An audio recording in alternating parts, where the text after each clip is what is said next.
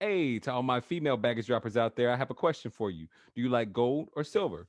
Well, at Brienne and Company Jewelry Store, you can find anything that you like. That's right. Brienne and Company is a jewelry boutique that has durable minimalist jewelry. She uses genuine pearls, local shells and sea glass, natural gemstones, and of course, precious metals. And these are all quality handcrafted designs by Brienne Light herself. Go and visit her at her website, brienneandco.com, or go to her Instagram that's always popping at Brienne and Company. Thanks, Brienne. Ladies and gentlemen, boys and girls, and all of my baggage droppers around the world, welcome to another episode of the Drop Your Baggage podcast, where we talk to people that are dope, that can bring you hope and teach you a technique that can help you cope.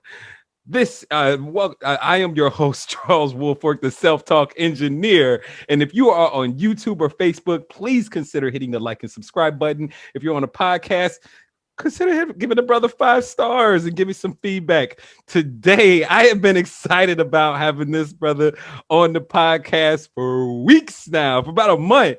Ladies and gentlemen, I bring to you Brandon Oshodin. Now, Brandon is a high performance coach. He has been a strength and conditioning coach since he was in high school and got onto the wall of fame for coaches back then. He trained celebrities in Miami, co-authored a book with Jack Canfield called Dare to Succeed. He was mentored by Bob Proctor, and he taught a program with companies called Thinking into Results, where he helped corporations take a look at their shadows, understand their inner faculties, and be able to change their unconscious mind. And he's also built a multi-million-dollar networking marketing business from scratch. Ladies and gentlemen, honored to bring to you, Brandon Oshodin. What's up, Brandon? Man, that's the best intro I've ever received in my life. Bro, that multi-market, that multi-level marketing company better get on it, man. You need to use that. When they bring you up on stage. Yeah, I need that. Hey, I got the clip I need y'all to use. Hey, so yeah, it's definitely a pleasure. So, like, the strength and conditioning coach has been in you since you were in high school. What drove you to want to help people with their wellness, heart, body, mind, and soul? Man, honestly, it's just my family. You know, my father, he wasn't with my life, but I probably seen him a handful of times when I was younger, and he was massive, super muscular. And so every time I seen him, and I'm talking about me when I was like 4 or 5 years old, the next time I seen him, I always wanted to be bigger than him. And I never got to hit that mark, but I was always working towards it. And on the other side, on my mother's side, my mother raised me as a single mom. My aunt and my uncle, well, a lot of most of my family is obese. And so my uncle actually died from sleep apnea, so many different diseases that were, that came to my family just from the unhealthy lifestyle. And I would see my mother trying, she did the slim fast, she did the Tide Bowl and things like that. So I had that kind of internal drive of wanting to get that father approval, thing, but also seeing what are the other sides of helping you don't take care of yourself. And then I noticed that as I really worked on myself, I was able to be of assistance to others, so people would naturally come up to me like, man, even when I was young, middle school, I was jogging 6 a.m. People like, man, you disciplined me, stuff like that. So I was able to help other people from a very young age, and it just kind of gave me purpose. Yeah. So where did you get the proper techniques for? Who is your coach or mentor in the weight room when you were young? I started so young that I would have to say my first coach would be my grandmother. Yeah, my grandmother. She had all the weights in her basement, and then my stepfather taught me how to do proper push-ups and things like that.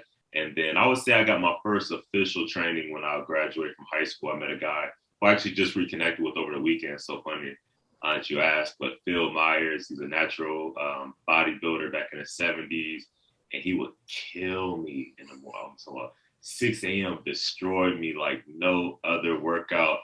And it just showed me how many different levels it was to push your mind and body. And I really based a lot of my workouts now, especially as I've grown and been able to network with some of the best personal trainers in the world.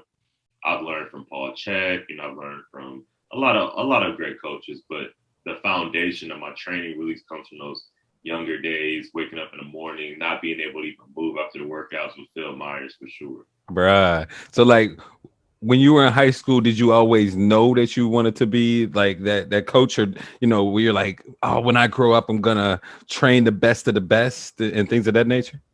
Not at all. Actually, I didn't know what I wanted to do for a long time. When I was younger in middle school, I thought I wanted to be like a veterinarian. Then I started to work at a pet store, and I realized like it's not really for me. The things like, see, I love animals, but I didn't want to like be on the fixing part of animals. Seeing dead animals, bloody animals wasn't my thing. And then I kind of got into product, became a product of my environment for a long time. And it wasn't until what happened was I actually got some trouble in the city that I'm from. I got kicked out. So I lived in another city, and the way the school system was in a bigger city, it forced me to go to a school in the suburbs. So now I'm transferred out to a school in the suburbs, complete culture shock.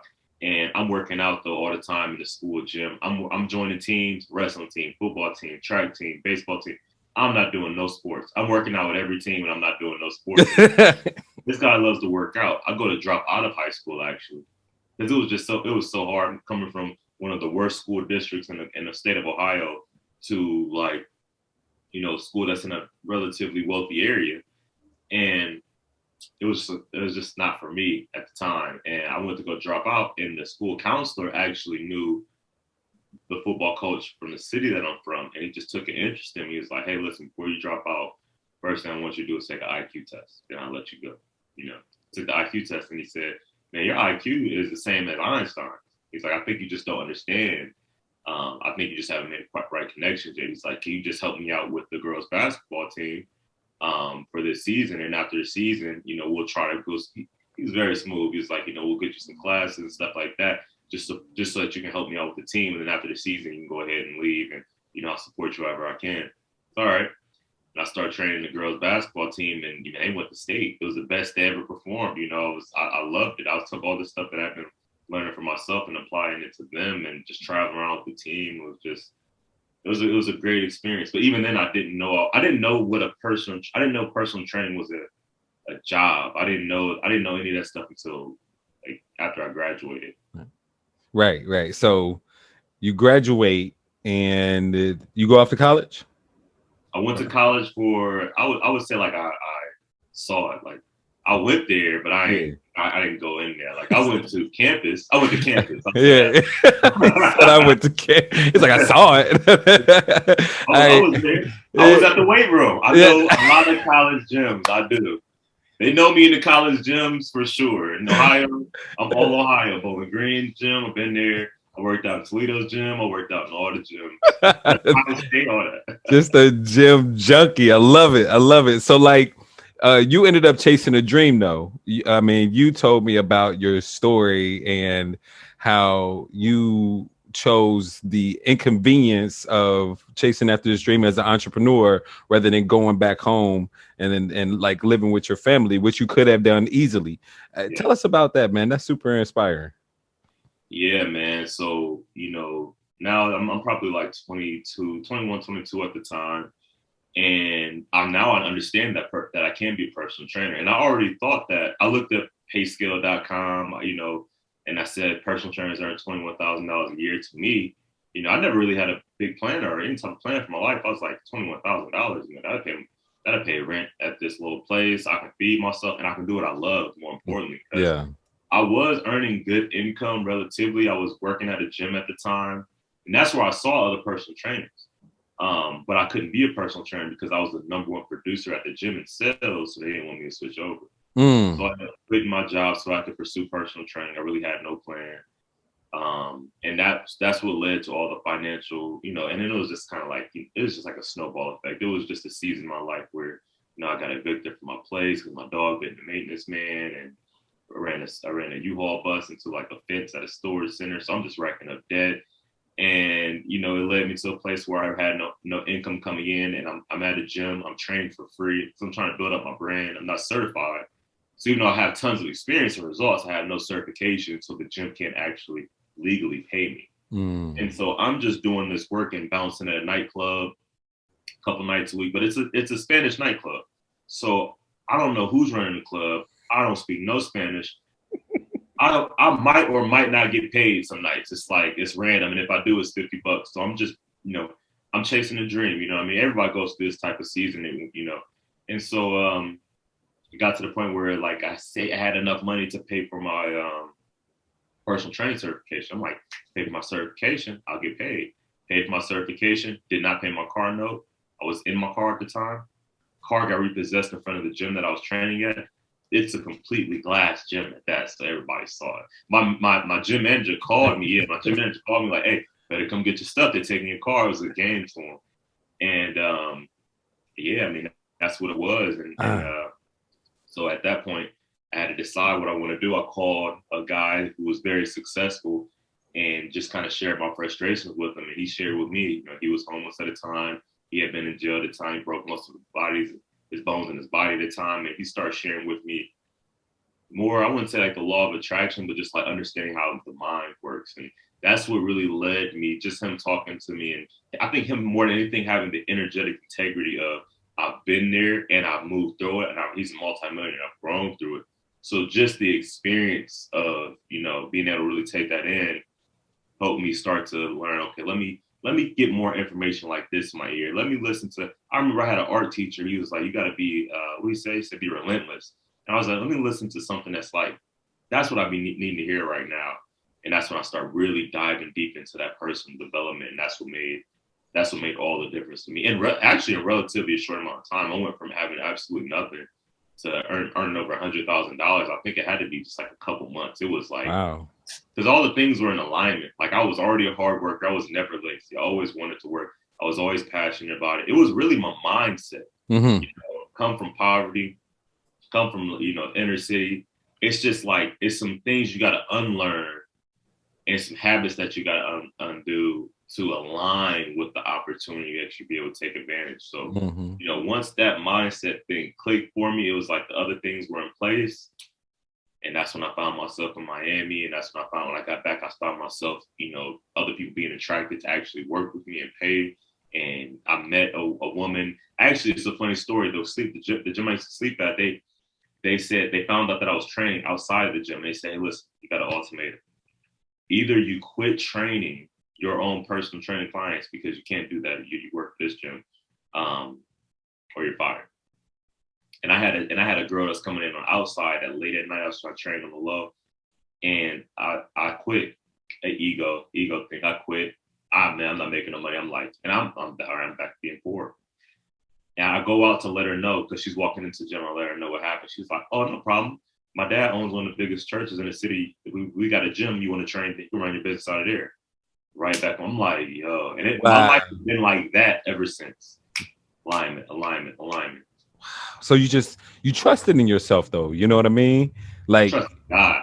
I would say that more than anything. I really put my faith. I really put my faith in God. I really, my main thing is like, man, either I'm gonna be a hostage to my ego or a host to God. Like I believe myself, but I believe in myself in the fact that like I'll act on my intuition. Yes, that's what I believe. Like I don't know what's going on, and it's cloudy, and it's a lot of stuff, and it's a lot of distractions. I trust that feeling I feel in my gut is like, it's like Marco Polo. You know what I mean? It's like warm, cold. It's like, this sounds crazy. This don't make sense, but I'm feeling this. Yeah. And I trust myself to act on what I feel, and that intuition. I know that's like the higher level. That's that other thing trying to be expressed. So yeah, I have a lot of faith in that. I even got a tattoo on my arm, by faith, not by sight. Amen. So with that faith in God, you always had this faith in God. Like, when did that develop more and more? I would say in the undoing process, the process of undoing, like losing everything, and really starting to see that it's like when you lose everything, you actually find out that a lot of things you lose are not as valuable as you thought. Real talk. And you start to learn what's valuable and what's not valuable. And it's like, damn, did I really even lose anything? Or the reason why I didn't have or wasn't being what I want to be is because my attachment to these things. So it's like during this process, it was also a process of isolation because I didn't want anybody to know. And it wasn't even out of embarrassment, but like my mother, she's so loved. My family is like it's all women in my family. Mm-hmm. So any of them would have took me in. Any of them would have coddled me. My mother would have moved to Florida. She would have been like the first person to come back or say move here and live in the sun. I was like, I didn't have a problem. Like I had to put myself in an uncomfortable position. Right. And so, I wasn't talking to them because I didn't want anybody to come save me. I wasn't talking to my friends because, they didn't want more out of life. And it's funny now because I'm 32 now. I think I was either 21 or 32 at that time. Mm-hmm. And I had felt so far behind because at that time, everybody was kind of graduating from college. And I'm like, homeless? Oh, I didn't realize how young I was. Like, if somebody were telling me this now, I'm like, bro, you good? You have to be like, you got the beginning of the beginning. Like, this is nothing. Like, right. You can do anything right now. It's like, Mm-hmm. you can make a million. I felt like I had to be the top immediately. I needed it right there. Mm-hmm. But just going through that process really gave me a lot of time to sit and think. I had nobody to talk to.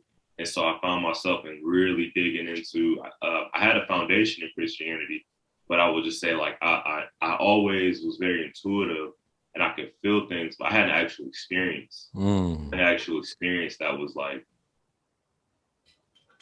everything that was says in the Bible. And now I've read almost all of the religious books and they all say this, they all really are telling the same story from different perspectives. And Mm-hmm. I found that it's true. It's like the Father and I are one. Yeah. The kingdom of heaven is within. Like those experiences, like everything is literally within me, not like in a literal way. Like the Father and I are one. No, it really is like, it really is an inner presence. It's like the sun ray from the sun, or like a wave on the ocean. It's, you know what I mean? Like we call it Niagara Falls. Niagara Falls is just Lake Erie. We name the point. It's all one thing. And so I'm like, oh, I'm really just an expression of. That's why I say it's like, it's not that I'm not trusting the expression.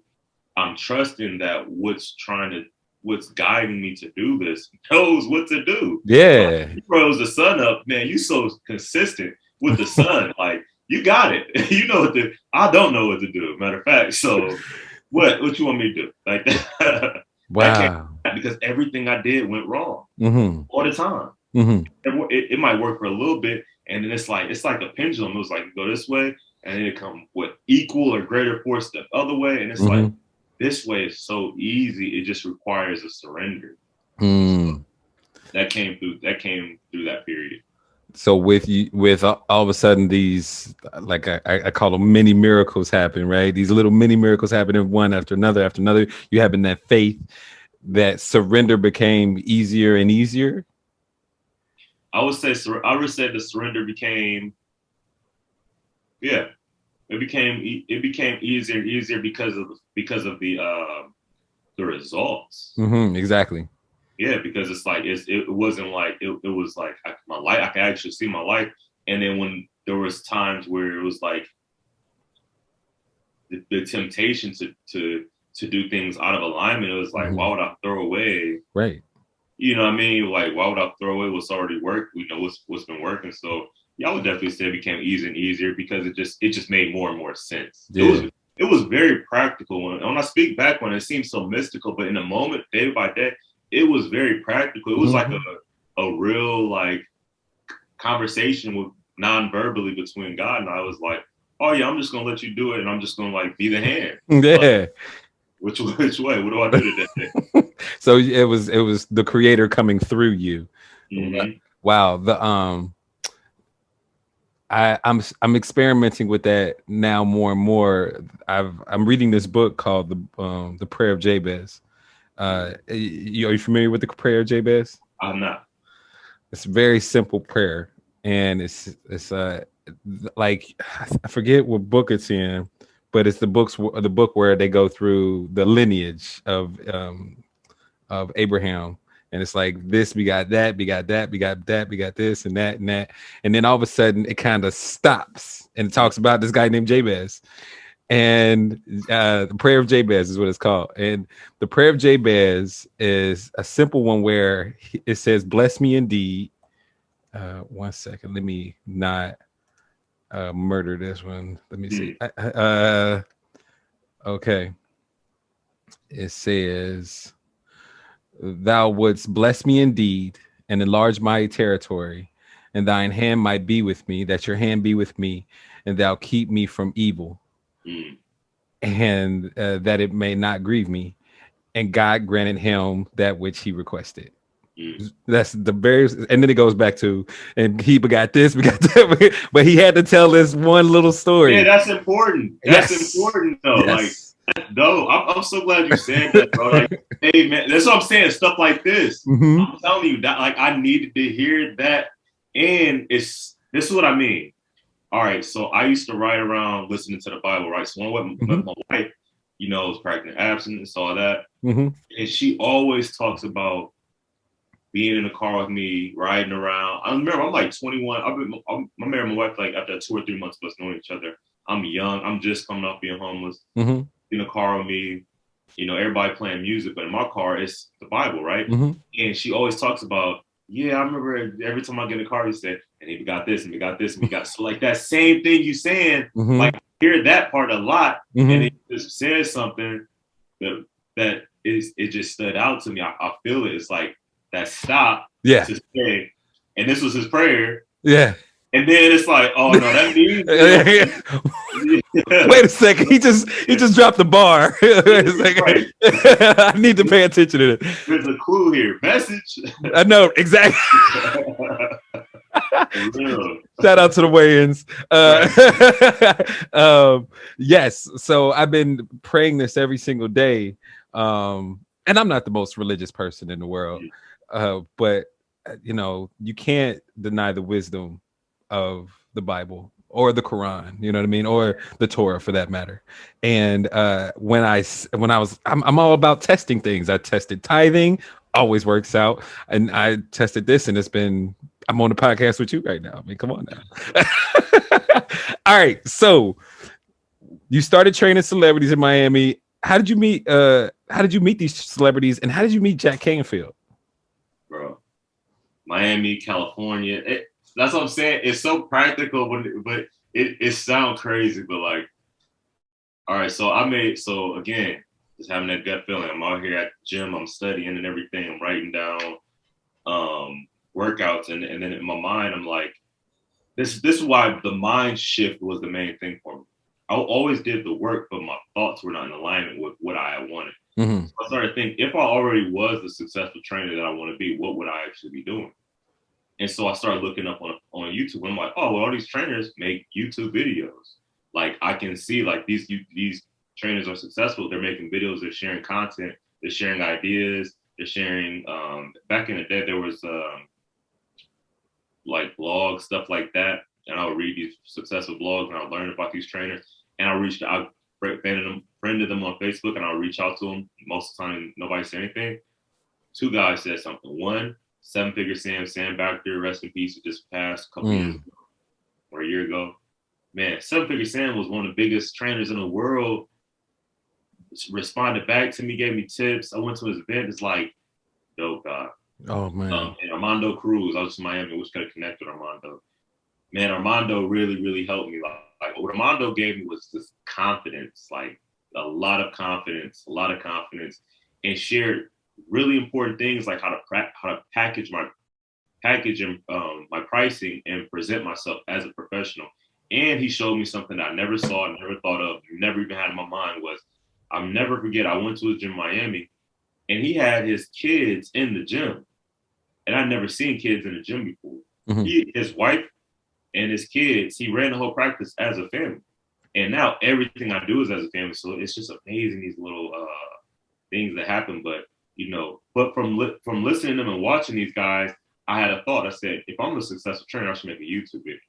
Now I made a YouTube video with a regular iPhone, and it got like 6 views. But one of those views was a woman named Tammy Torres, who, if you remember that Mrs. Officer video from Lil Wayne, Yes.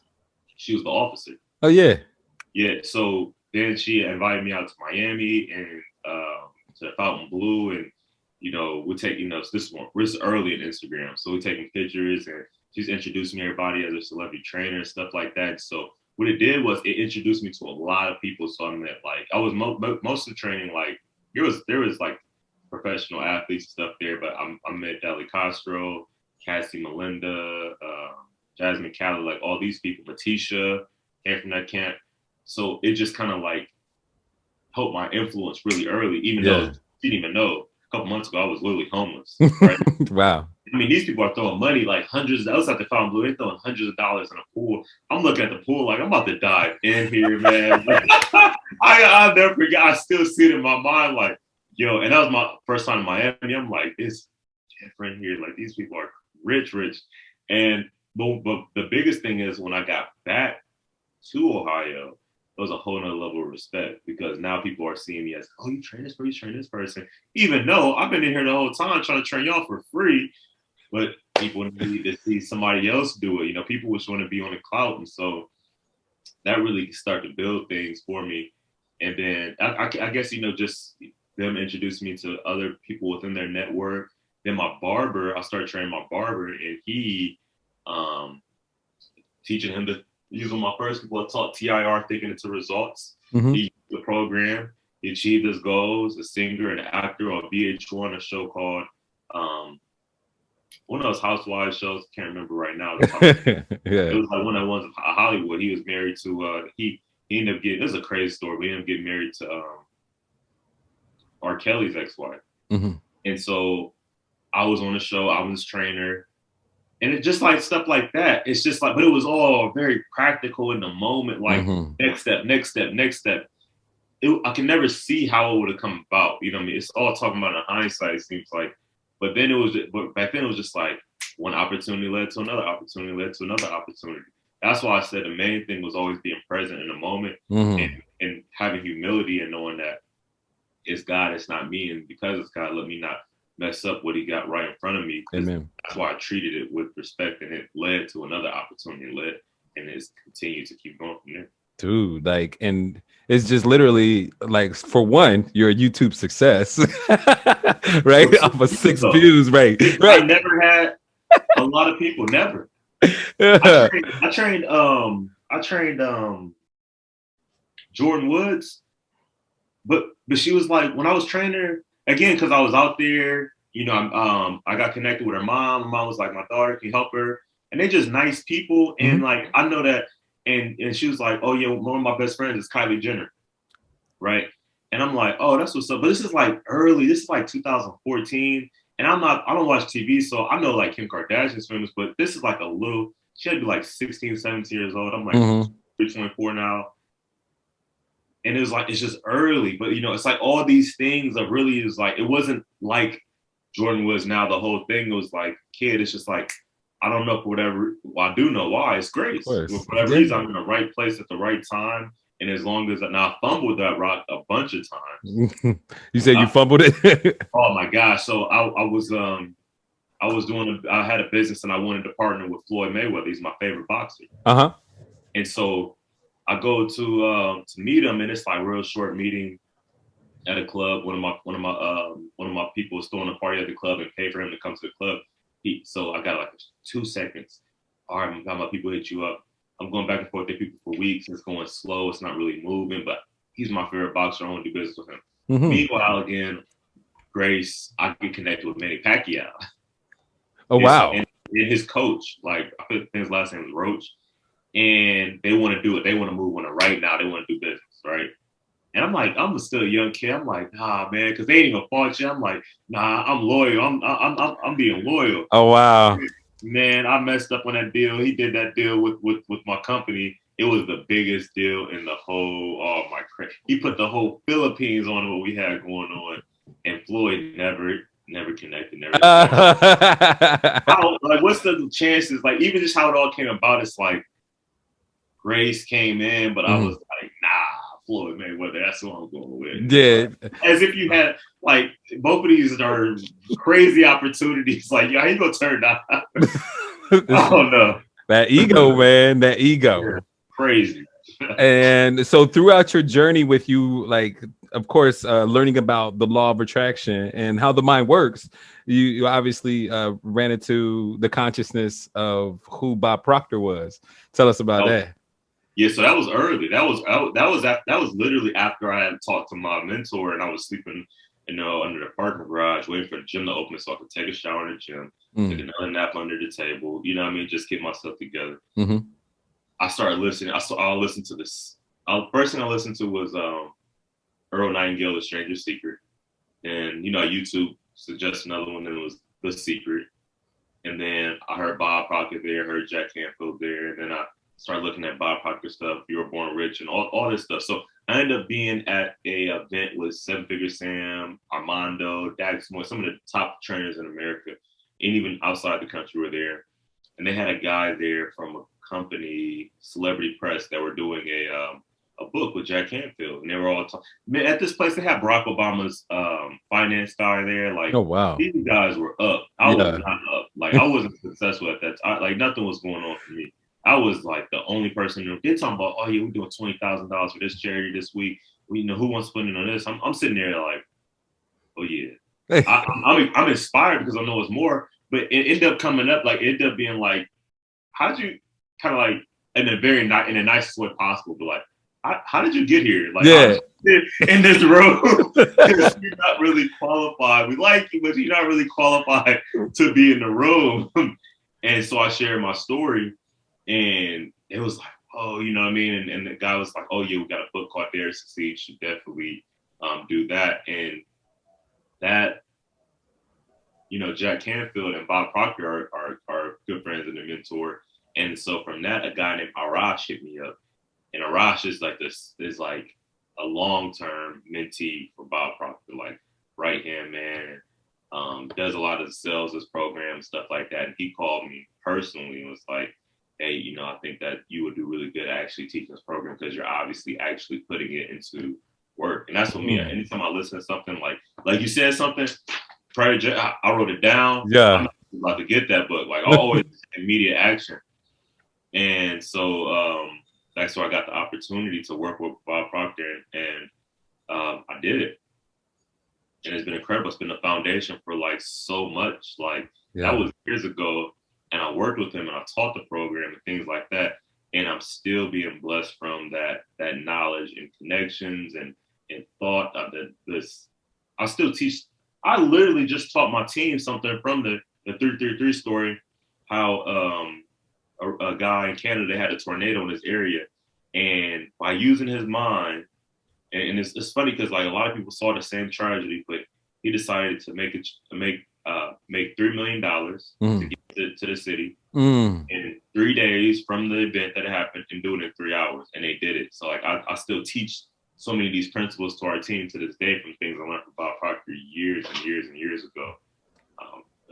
Yeah, that's how it came about, was really just being a YouTube mentee, actually being on Zoom. Oh, not Zoom. It was what was it for? Skype.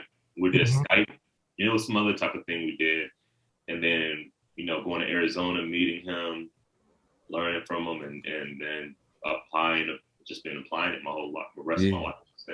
Man, so I mean, all these things have been within you from day one. Of course, the love of working hard, whether it be in the gym or at a job. I mean, like, you got job after job after job, and you were so valuable. I mean, what impressed me most was you were in sales, right? And you obviously had these skills from day one.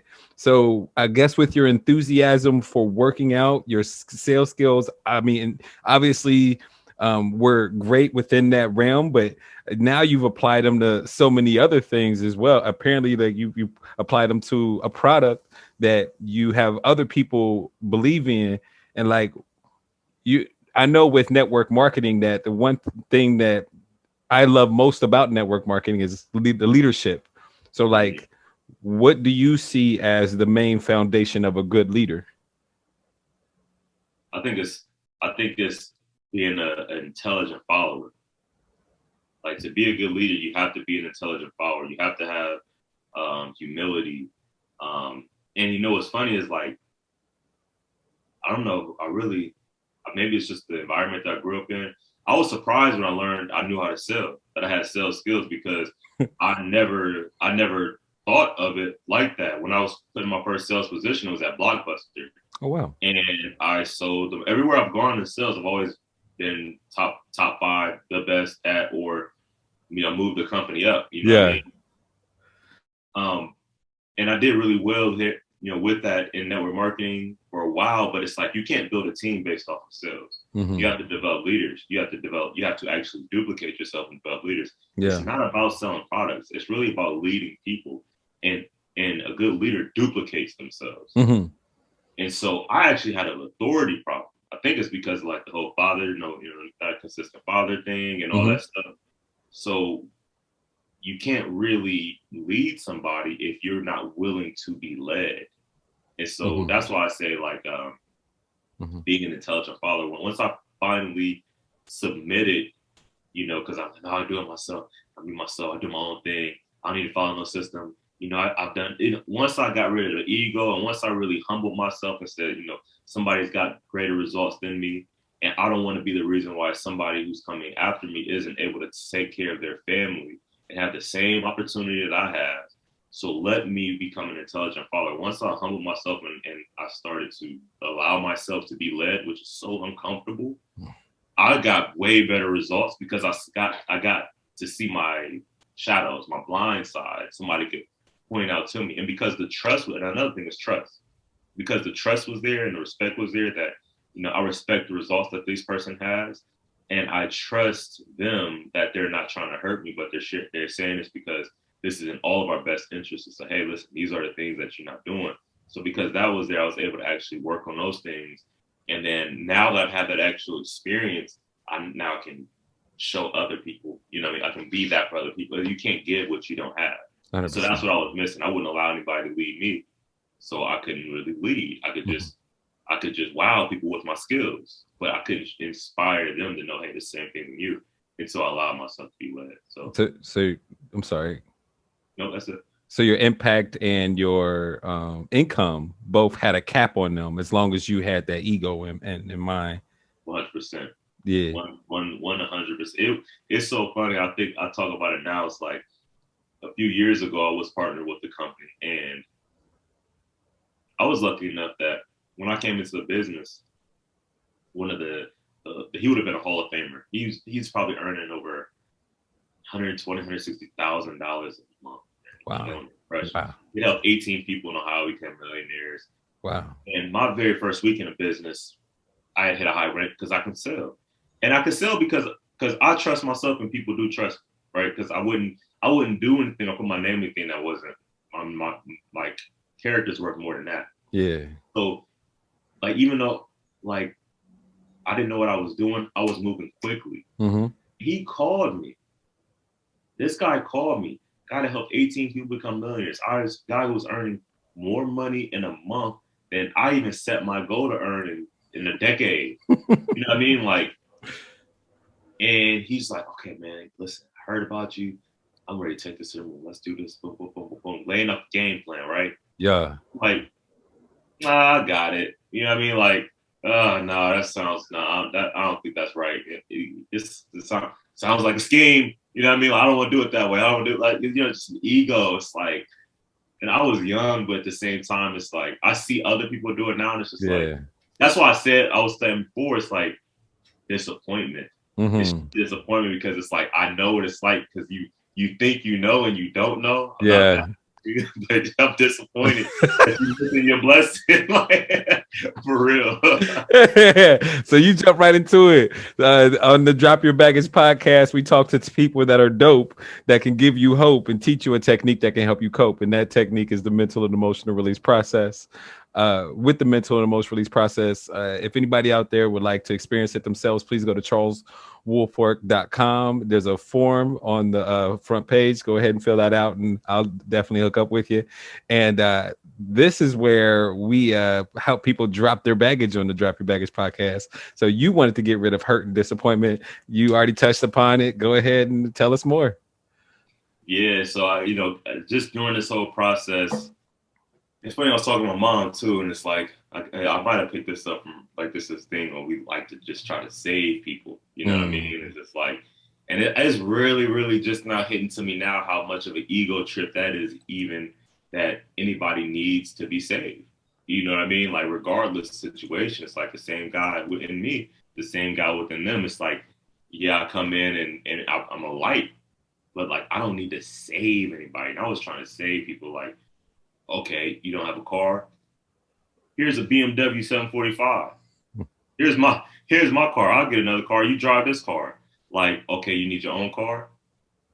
I'll put you on with this. Like, I just was constantly giving and giving and giving and pouring into people, especially, somebody who I saw a lot of potential in, and still, no bad feelings. I still got a ton of potential, but just never had my back in a real way. In verbal and words, always, but in actual action, not at all. Not in friendship, not in business, and I put them in position to kind of run my business, and they ran it to the ground. Put them in position to build their own business successful in network marketing, and they ran that up and then ran off. And it's just like it all felt like it left back in 2017. It was 2017 where that really ended. It was going on for a couple of years, but I finally completely cut it 2017. So it's so far moved, like this, not as painful as it was, but then I was having murderous dreams. Like for a while, I was having dreams of like the revenge. I got the fittest in my life, revenge. I had made the most, like up until that point, the most money I had made. I had won like everything. I was just moving with I was succeeding on an outwardly, but it was from such a dark revenge like place, you know what I mean? But as I really start to grow and understand, that's why I say now it's like the disappointment, because now I see that like the way that I grew up, really, I just grew up fast. But some people haven't been, like some people aren't even in a position to understand. You know how you understand some of the sacrifices your parents make as your adult. Like, oh, you was paying rent. I didn't even know about rent. Oh, you was paying. Like, oh, you got to pay water too. Like, yeah, everything. Food. Yeah. They charge you every time you had to get us food. Yeah, like oh my gosh, I can't believe I drank that much milk. Right. Like, man, so that's why you was mad I was eating all that stuff day one. Oh, I did. It's like that's what I feel like now. Is like at first it was just complete rage, but now it's like I understand that they didn't understand how far my wife and I were stretching ourselves so that they can be good. And then when they got good, it was like, oh yeah, basically use my story. Oh yeah, I had to struggle. I didn't have this, I didn't have that, and it's like, you ain't struggled. No, I slept this stuff. Yeah. You drove the BMW, remember? I bought the BMW, you drove it. Boy, they have no rims on it. Oh, that's what it was. That's why you were struggling. No doubt. And that can make you salty. You know what I mean? Like, what the heck? I mean, I gave my love to you. I poured my heart into you. I poured into you, selflessly, because I wanted to see you make it. I saw what was inside of you. And now you run off and you, like you said, betray me like that. Like, it's not cool. And of course, time heals all. So, that, like you said, it doesn't hurt as much anymore. But now that you understand like the psyche of it, just like, man, what does it say? You sold your dreams for a bowl of beans. Man, I don't heard that, but that's about, yeah, that's tough. Yeah. So it's crazy. What it left is like, we kind of talked about this. It's like, it makes me like, it's like so many people that I can help, not because I'm so great, because I started at the bottom. Yeah. Like, if you have nothing, I had nothing. Like, I can help you. I look at everybody. I'm like, bro, we could all be good. Like, I done walked this path already. Like, I can cut this down, because like a GPS system, you can get there by yourself. But look, I can tell you where not to go and help you reroute when you get off track. But then I'm like, but when you do this, especially when you do this in our industry, it's like you do it for free. Yeah. It's a lot of like you pouring into a person until they have a successful business. You don't really get financially compensated. That's what I love about it is I could never afford to hire the mentors that I hire now. Now I pay for mentorship. Right. You know what I mean? My wife just got down an event with Elaine Cardone last weekend. So we Wow. like paid for it. But before we had no money, no access to these people. Network marketing gave us access to successful people to Beautiful. hear and be in the energetic presence of and see what it's like. How do you carry yourself? What's the relationship like? How do you treat your kids? Like, so I want to create that.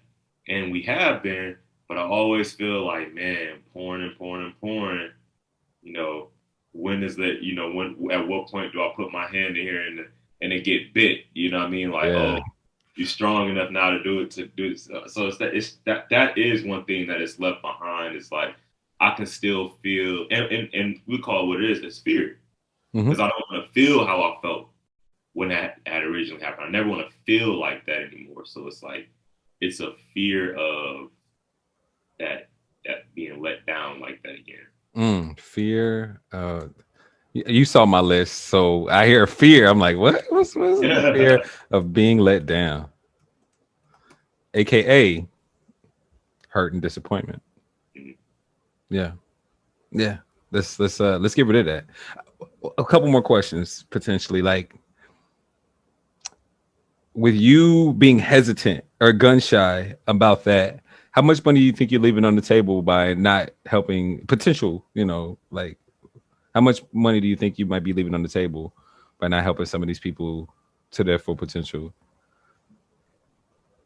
Oh no, because it's pretty definitely millions, definitely because like when we started with our company, we broke a record. Like we moved so fast, Yeah. and I know that, and like anybody I'm working with is I can do it. It's just we can do the same thing. It's just like a point where it starts to switch, and it's kind of like a, and it's uncon. I try to work through it, but it's a feeling. You know what I mean? Yeah. It's like a wall, like a barrier of like it's like in the beginning stage, like boom, boom, boom, all right, moving. And then I start seeing one or two movements that remind me of, and it's like, Abort, abort, it's like, so let's do this. I can't really, and because you know what it does is it's like, I just can't talk to you as much. You know what I mean? It's Yeah. like you on the call, like this. It's like, it creates that distance because I Mhm. don't want to get close. That's why I had hurt so much because like, these people lived at my house. Yeah. Oh, Like wow. we was really, really, take care, took them a trip to Aruba, like, you know what I mean? So it's like when we go, if the door is open, the door is completely open. Right. You go to the fridge at, it's like, it's whatever. So it's like, now it's kind of like that. So, and I don't think I ever need to get to that point again, but I definitely, I see that it's slowing down, Hmm. slowing down this. I would say millions because the income opportunities and marketing are completely limitless. Yeah, they're vast, so vast. That's astonishing. Let's get rid of that right now. So the technique that we use is called mental and emotional release. We're going to be shifting consciousness today. It's a beautiful thing. I am not a psychologist or a therapist or a counselor or a social worker. I'm just an alternative to those beautiful things to help people with their mental health and mindset. And man, I'm looking forward to helping you release this. So with is it all right with your unconscious mind for you to release this disappointment today and for you to be aware of it consciously? Yes. Awesome. What is the root cause of this problem? The first event, which when disconnected, that will cause this problem to disappear. If you were to know, when was the first time that you felt disappointed when you were just a little boy? Let's go 7 or younger.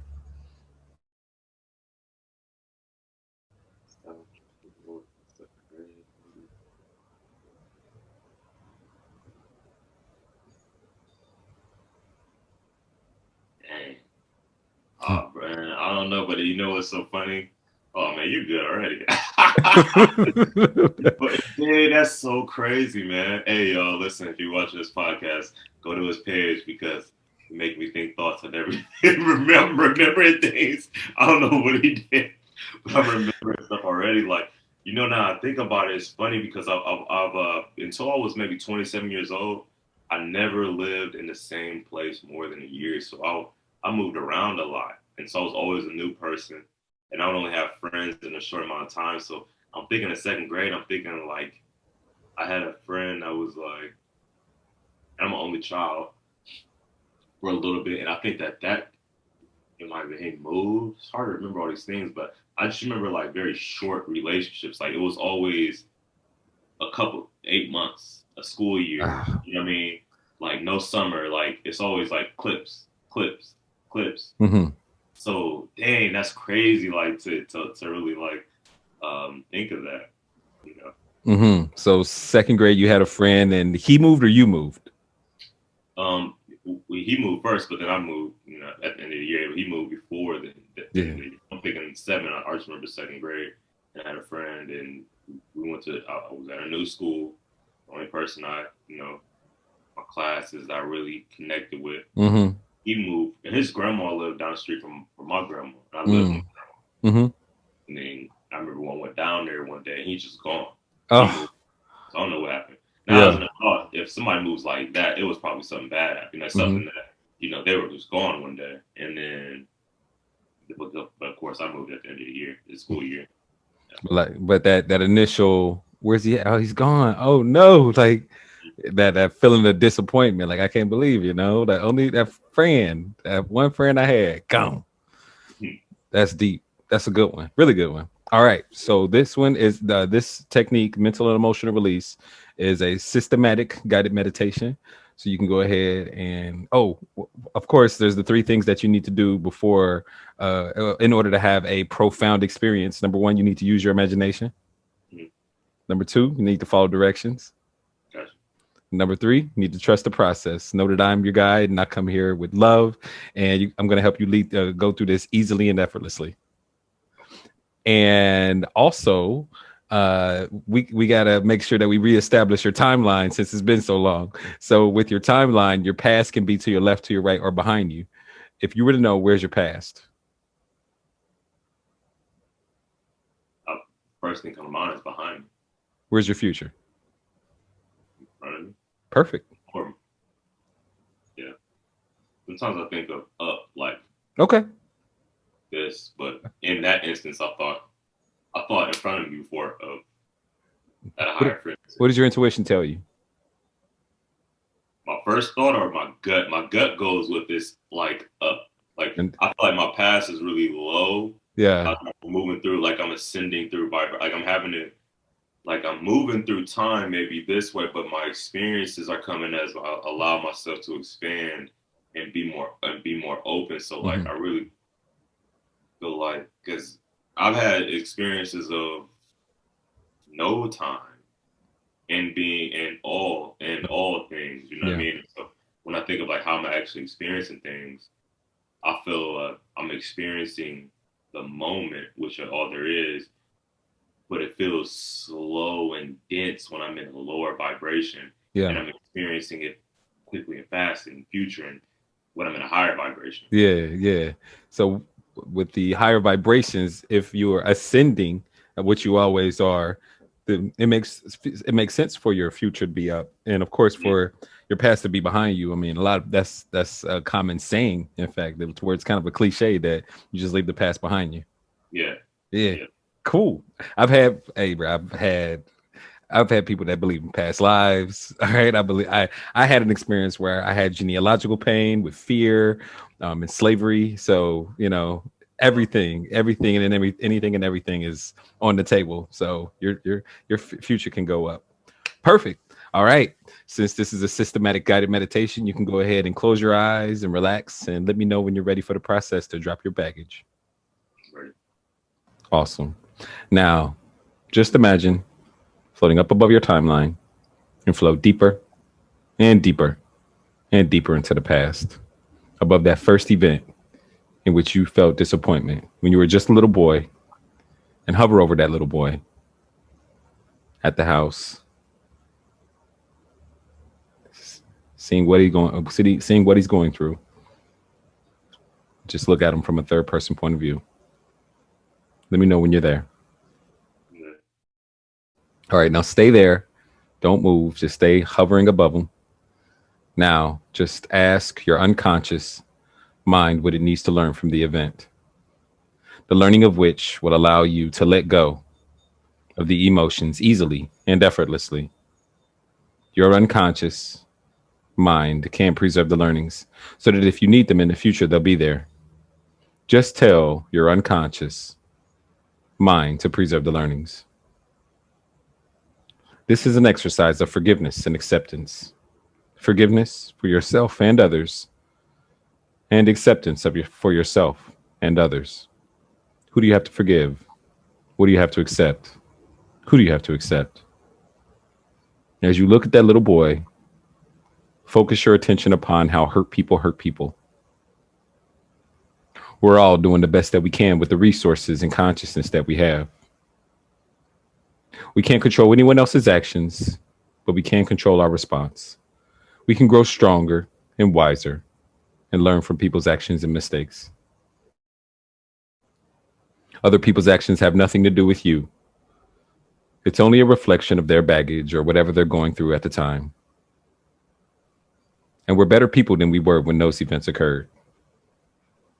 You're a better person than you were when those events occurred. What is something positive and empowering you can tell yourself as that little boy and everyone else involved in the event with the consciousness that you have today that would allow the emotions to evaporate like water on the concrete on a hot summer day? And as you preserve these learnings, the emotions are starting to dissipate more and more until they're all gone. Just let me know when they're all gone. Awesome. Now, as you hover above the event with your eyes closed, tell me, what did you learn?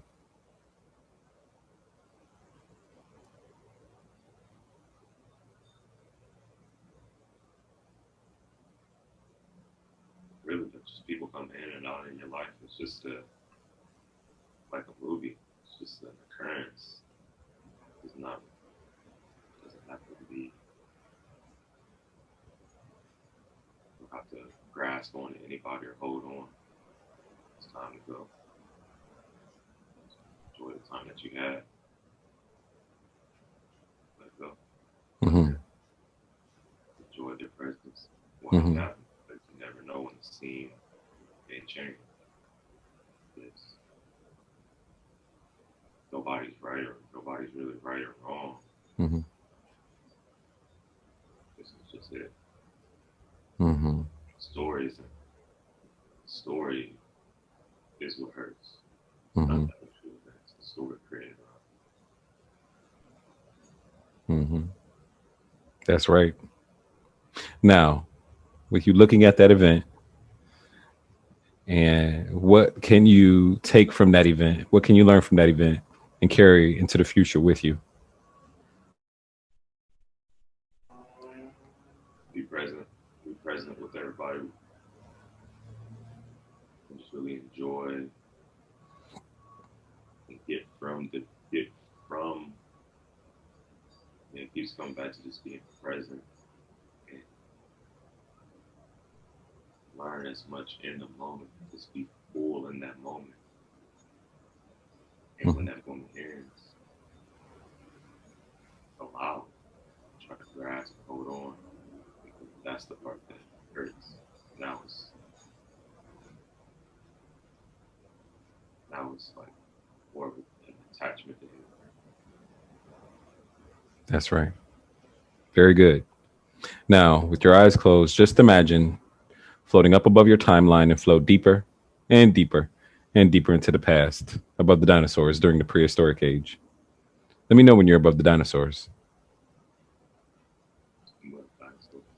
Now, as you're above the dinosaurs, just imagine floating deeper and deeper and deeper into space, to where space and the atmosphere connects. And imagine your timeline is the size of a fingernail. Let me know when you're there.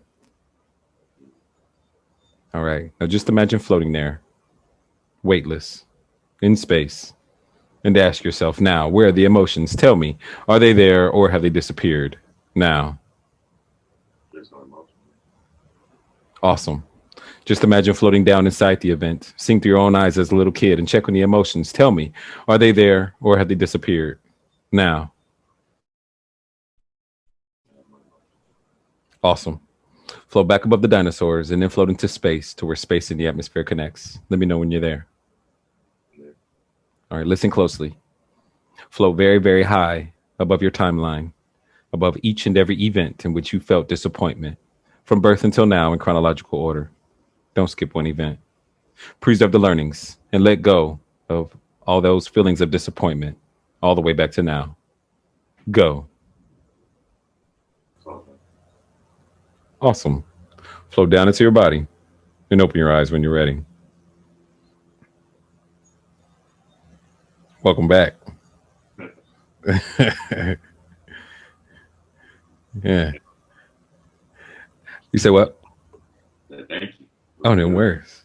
It's good. How does it feel? Feel good.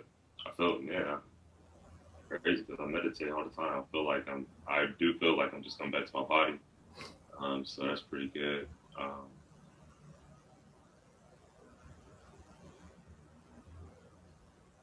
Yeah, I thought about a lot of the things that I've seen, but I think seeing them through a different,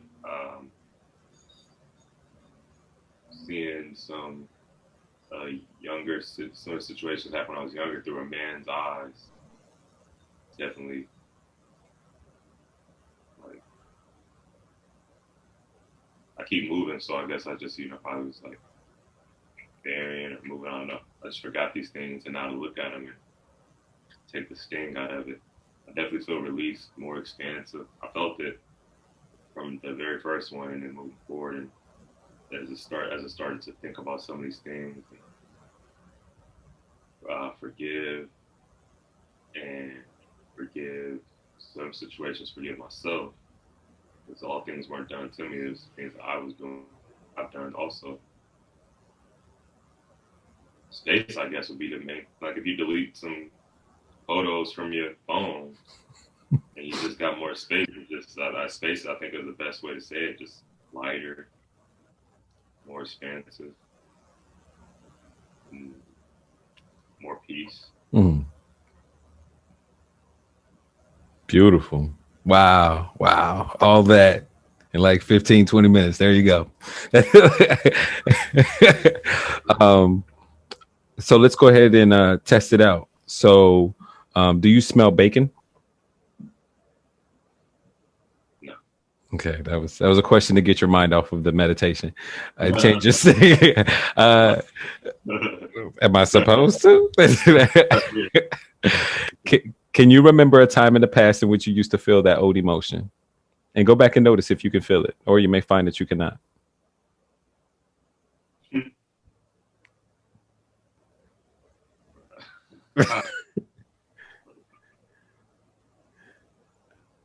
Hold on. It's like my brain is different. It's like staticky or so. It's like I'm trying to go. I usually go right to it. Like this is so crazy. Like, the disappointment, right? Mm-hmm. This is wow, man. This is crazy. I'm really trying to like go back to it. I feel like I said, I feel space. Mm-hmm. So it's kind of like looking, like I'm trying to flip through files. Like I can usually go to like, man, they do this, but now it's like it's hard to even like uh pull it up. Mm. What's the thought that's there instead? It's kind of just like space. Like nothing. It's like I'm looking for something. Like all right, so disappointment. So I'm like trying to go back to like what I think about like that's what I'm saying. But it's like the file, like it's like Oh, there's that disappointment file. you're like I can think about like yeah they've been, but it's just like it's not a finished sentence or something. Mm. It's like it's like it's what I keep saying because I'm like. uh,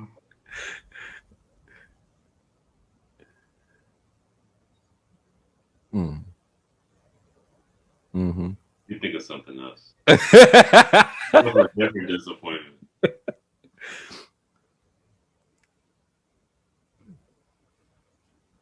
There's no way. Hold on. Hey man, I honestly I thought you were a nice guy. I'm like, I'm gonna do this. Nice guy. I didn't really think I was gonna be like working. This is crazy. Of the disappointment. Like, I'm not disappointed. Yeah. I was just like, it's like, it's not like I forgot, but I don't remember it's not like The feeling doesn't register. your feeling doesn't register. It's like the story, like the whole thing is like so many spaces in it now. It's like I don't recall the whole. There's no feeling because it's not even like a full story. It's like what's that song? It's like that. That's how I feel like. Yeah. Like, it's like I don't know the melody even. It's like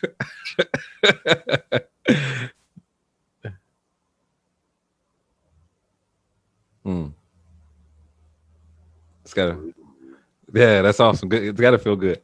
Let's do the other half. So now I want you to imagine going out into the future, to an unspecified time in the future, in which if the same thing would have happened in the past, you would have felt disappointment. But it's the future now. So see if you can find that old emotion, or you may find that you cannot. man, the mind is such an amazing thing. I'm just feeling space. Yeah. I don't.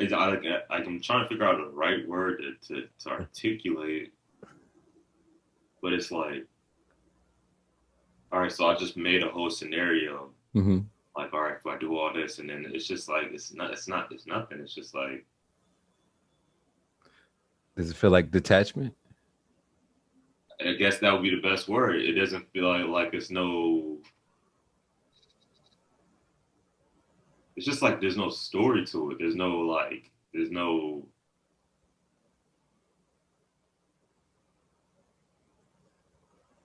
Yeah, detachment's a good word because it's like. I'm like,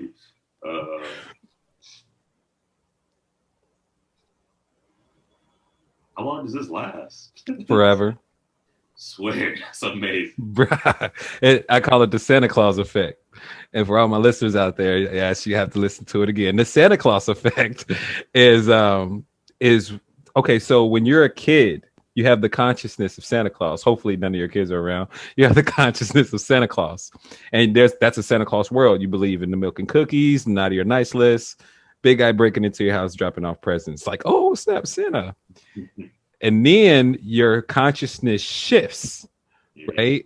When you find out that Santa isn't real, like when you really find out, it's like, oh, wow, this is all false. Mom and dad are Santa. There is no naughty or nice list. Now, what the thing is, you can't go back to that old consciousness.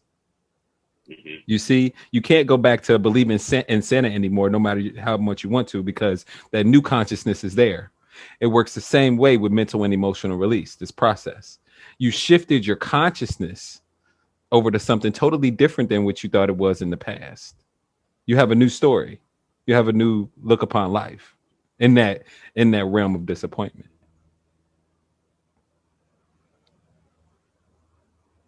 Makes sense. I'm just amazed. It's like I'm excited to see I'm excited to experience life now with without that because it just feels like space. Yeah. Space is that word that you just like, because it's like an expansion. It's like the things just got to where you're able to, it's kind of like taking out the furniture in your house. Mm-hmm.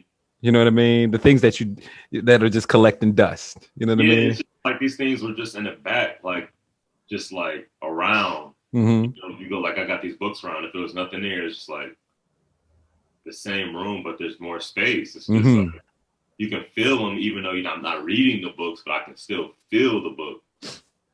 Mm-hmm. Now it's like space. And it's funny because in certain situations, these things could get in the way, and you got to walk around them. You kind of like you got to maneuver around these things. You know? Yeah, that's Wow, awesome. man. How Thank do you so you? much, bro. This is. I'm really astonished, because I'm like, I didn't know what I was expecting. Honest, like I said, I just thought you were a nice guy. Let's chop it up, and I expected like for real not have this. He was like, yeah, we'll drop that. I'm like, all right. So You say no, what? I said because it's been a long, been holding this for a long time, and even honestly, when you said go back, and I was thinking about it, it's like it might not even really have anything to do with them. It's just like an accumulation of just disappointments, snowball or something like that. So I don't know, but I feel pretty good. I feel really even. You know what I mean? Yeah. I feel like I just got out of a deep meditation. I feel centered. Mm-hmm. I keep saying space because that's what I feel. I feel like space. I don't feel bogged down by anything. I'm excited to see the light. You know what I mean? I feel Yeah. like the light's gonna be brighter. Right.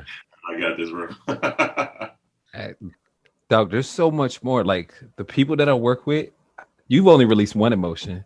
I help people release anger, sadness, fear, disappointment, guilt, shame, jealousy, plus any limiting beliefs that they have. Mm. Gone. Like decades of baggage. Gone. It's funny because you said that before, but now I see like, no, you're not playing. Like that's an amazing thing to be able to do, especially in such a short amount of time. Is like I just feel like my brain is just like I like it's like you get a new car, you just want to try. I just feel like I want to try some situations. I just want to see some things. I just want to see my kids. It really feels like space. Yeah. So like the first time I did this over in San Diego, I had so many daddy issues. I never met my father before, and I had all these daddy issues, anger, sadness, fear, you name it. And I'm not good enough. I'm not worthy of love. I'm not lovable. I'm not valuable. All these limiting beliefs. And when my daddy issues just went away, just think like a whole like 3 decades of daddy issues gone in like an hour. And I'm like, holy cow. Like I had been doing the work, right? What they call the work, the counseling and the conferences and reading the books, and nothing stuck like this. And then all of a sudden gone. And I was like, oh, this is crazy, yo. So I mean, I just been on this crusade to make sure everybody knows about this. So it's like that, man. Like everybody got to know about this, man. In my opinion. So I was like, the best way that I can do it is show it on the podcast live right here. Right. Oh man, I'm blown away, man. I don't have many words because there's so much space. Yeah. So like, chill is not the word. I feel. I don't. What would I call this? I like it just feels centered. I guess like Yes. stable in my being. Not really wanting from anything. Not really. I just feel like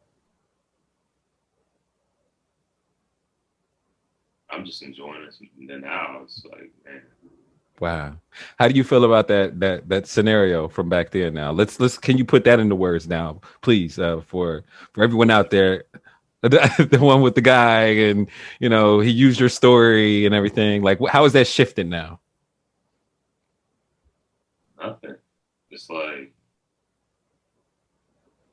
my brain honestly feels different. Not even just my mind, but like I can literally like I literally feel like it's moving differently. Mm. And when I think back on it, it's like I don't feel disappointment.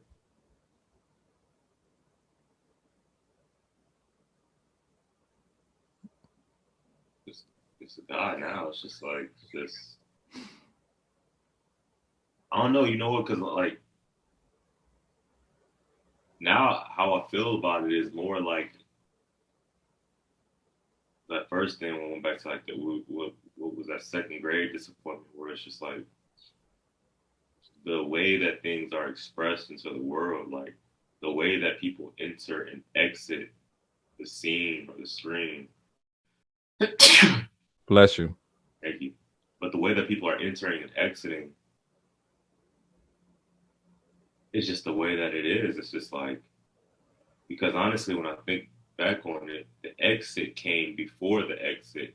I was holding on, so I almost feel like I don't even feel bad like it was for me. I don't feel like that. I just don't feel nothing. It's just like it's just an event. People come in and come out like you know a cat, you know something like a bug could fly in and out of my peripheral right now, and just it's not like it's an occurrence. Yeah. That's what I'm saying. I just feel very like centered. Yeah. Like I'm watching it. Like I'm not so in the movie. It's not like happening to me and these people and this thing. It's just like this is life. Yeah. You know what I mean? Like this is the story of my life. I'm really just observing it. Yeah, Mm-hmm. I feel like that when I try to go into the future and create another scenario of that, I know if I really poured in and that happened, I still don't feel. It's hard for me to kind of like grab. I would say like emotional charges right now. I would feel like I don't. That's what I'm saying. Like, I don't really feel any like high or low emotion. I feel very centered. Mm-hmm. You know what I mean? But I also don't feel like I can't enjoy things either. I just feel. I feel like I would enjoy, like you would enjoy a movie or something like that. It's like, you know, this is great. You know what I mean? I'm not like wrapped up and you know, like it's me and it's just like it's me. But I don't know. It's very interesting. Man, Brad, you've been so articulate this whole podcast. Now you just like space, and I'm just kidding. Thank you so much for showing up for your divine appointment. Thank you so much. I appreciate you for, you know, this gift and this. Like, I'm genuinely excited to just go throughout my day. I'm excited to see, you know, like just like what does this mean for life moving forward? Because I truly feel different. Like I fundamentally feel different. I don't feel the disappointment. You said go through everything in chronological order, which was a challenge. So I'm looking for things, but I brought up a lot of things, and so I'm like, man, I'm really some things that come up throughout the day. You know, I wake up early thinking about these things. So I'm really just excited to see, like, man, so now what? Also, I don't have that space. I'm sorry to cut you off, but also, you know, those are triggers. Like, you know, like that memory was a trigger. And so we either have memories from we either have triggers when we have memories of the past and we feel those over again, or when we think about the future and they activate triggers as well. So it's a life without that trigger anymore. So that's like the kind of one of the best ways to explain it all, you know, it's gone. Man. Cut the cord on that bad boy. That's amazing, man. You're doing amazing work. You just out here just blessing people. That's crazy. Like thank you so much. Thank you too, Brad. Because I really just feel so just here and open and ready to. I'm really I'm really interested to see how this affects my family. How I show up as a you know father and husband now. Like I'm really interested to see this because I feel so different. Oh, I think that if the universe lines up, I'm really hoping that this is just the beginning. And to wrap this up in a bow, to wrap the podcast up in a bow, please give us one more. I mean, you've already given us so much wisdom on the podcast. Please give us one more word of wisdom. I don't have have no words of wisdom right now. I feel like I went to a float spa. I'm vibed out. This is my word of wisdom. Go to the website. Listen, I did not. I knew you were going to be doing something. That's not that I didn't think you could do it, but it doesn't even. You can't even imagine what it would be like. What like things that you think about all the time, especially repeatedly for years. You can't imagine what it would be like. I recommend that you see what it's like because it's very, very different in my inner being right now. And my best word of advice would be to have this experience yourself and experience what I'm experiencing because I'm genuinely grateful. Like, man, it's such a blessing that you reached out about this because it's like I never even would have thought. And now I'm like, man, I feel free. Yeah. I feel free. So thank you. That's a good word right there. And thank you all out there for listening. I truly appreciate your attention and your support and your love. And I love each and every one of you guys. If you want a demonstration yourself, please go to charleswoolfork.com and fill out that form on the homepage. Take care of yourselves out there and take care of one another. Peace.